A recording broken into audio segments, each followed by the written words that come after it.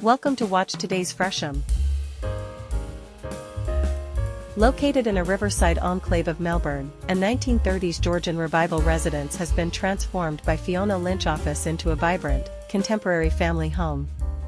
The reimagined river house blends historical grandeur with modern living, creating a space that honors its past while embracing the future. The restoration process began with a deep respect for the original architect, Marcus Martin, and his dedication to local craftsmanship. Fiona Lynch Office stripped back the layers of previous renovations to reveal the dwelling's inherent beauty. Iconic decorative elements such as fireplace mantels, window architraves, and corbels were thoughtfully preserved to maintain a connection to the past. Inside, structural changes were necessary to accommodate contemporary family life.